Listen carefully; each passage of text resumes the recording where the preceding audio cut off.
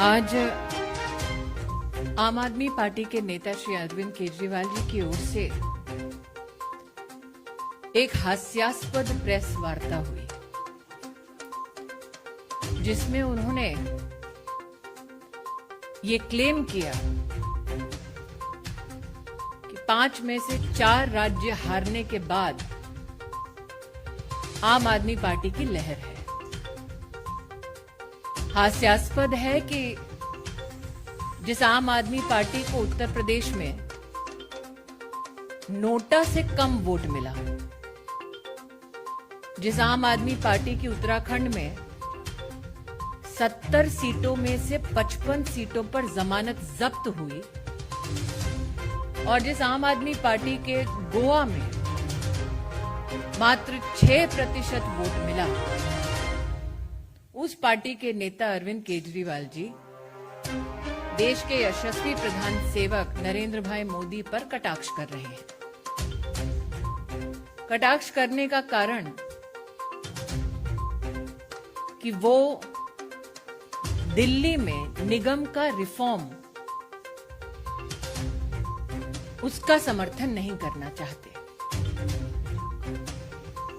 Reform के विरोध में अरविंद केजरीवाल स्वयं उपस्थित होंगे, ये शायद दिल्ली के नागरिकों ने कभी सोचा नहीं था। लेकिन दिल्ली के नागरिक वो नजारा भी देख चुके जब अरविंद केजरीवाल जी ने स्वतः नगर निगम का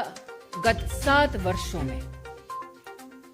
13,000 करोड़ रुपया रोक के रखा, ताकि निगम अपने कार्यों में विफल हो। आज पूर्ण विनम्रता के साथ जिनकी यूपी में नोटा से कम सीट आई, उत्तराखंड में जिनकी जमानतें जब्त हुई, ऐसे अरविंद जी से मेरे कुछ सवाल हैं। क्या अरविंद केजरीवाल जी जानते थे कि दिल्ली में नगर निगम के उच्च अधिकारियों ने, प्रतिनिधियों ने पिछले साल ही रिफॉर्म की दरकार को व्यक्त किया? क्या अरविंद केजरीवाल जी इस बात को स्वीकार करेंगे कि दिल्ली सरकार जानबूझकर 13,000 करोड़ रुपया दिल्ली में नगर निगम को ध्वस्त करने की मंशा से रोक कर बैठे हैं? क्या अरविंद केजरीवाल जी ये जवाब देने की कृपा करेंगे कि क्यों उन्होंने दिल्ली में सफाई कर्मी एवं सफाई व्यवस्था के फंड को निगम की परिधि में रोक कर रखा है? दिल्ली में जिन पार्क्स में शहर के बच्चे खेलने के लिए इच्छुक हैं, बुजुर्ग व्यायाम करने के लिए इच्छुक हैं, उन पार्कों के मेंटेनेंस का पैसा क्यों अरविंद केजरीवाल जी रोक कर बैठे हैं?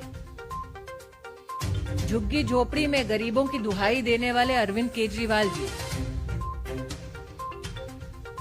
7 साल से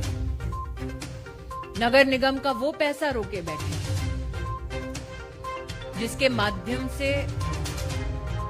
जे क्लस्टर्स में विकास का काम गरीब के लिए हो सके। यह अपने आप में स्तब्ध करने वाली बात है कि निगम के माध्यम से गांव के विकास के लिए भी जो पैसा दिल्ली सरकार को देना चाहिए था, वो पैसा भी जानबूझकर अरविंद केजरीवाल जी समाप्त कर चुके हैं, और उसका विरोध दिल्ली नगर निगम की ओर से कई बार उनके समक्ष हो चुका है। हम सब जानते हैं कि कम्युनिटी सेंटर्स में गरीब चाहे किसी भी समुदाय का क्यों ना हो, परिवार में बच्चे के जन्म का उत्सव मनाने का प्रयास करता है, गरीब की बेटी का ब्याह ऐसे कम्युनिटी सेंटर्स में हो, ऐसी अभिलाषा समाज में रहती है। निगम के माध्यम से ऐसे कम्युनिटी सेंटर्स में सेवा देने का प्रयास होता है, लेकिन अरविंद केजरीवाल जी कम्युनिटी सेंटर का पैसा भी रोक कर बैठे हैं।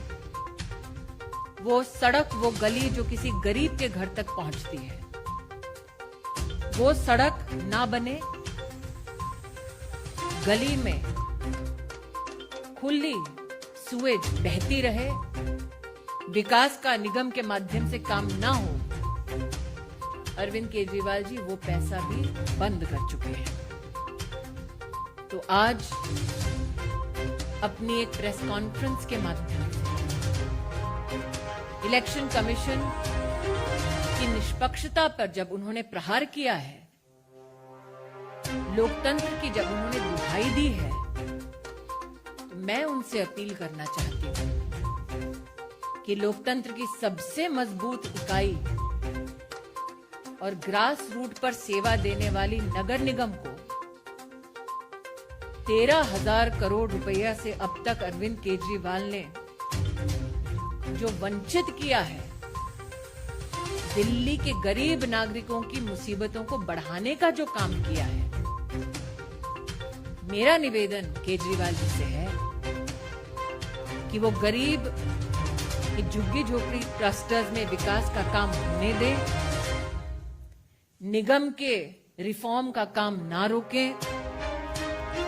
गरीब के घर तक पहुंचने वाली सड़कों के निर्माण में निगम का सहयोग दें, सफाई कर्मियों का फंड ना रोकें, गरीब जिस कम्युनिटी सेंटर का महत्व समझता है उस कम्युनिटी सेंटर का पैसा ना रोकें, गांव के विकास को ना रोकें। मैं आशान्वित हूं कि अरविंद केजरीवाल जी अगर वाकई में रिफॉर्म के पक्ष में है, गरीब के पक्ष में है, तो नगर निगम का बकाया 13,000 करोड़ रुपया का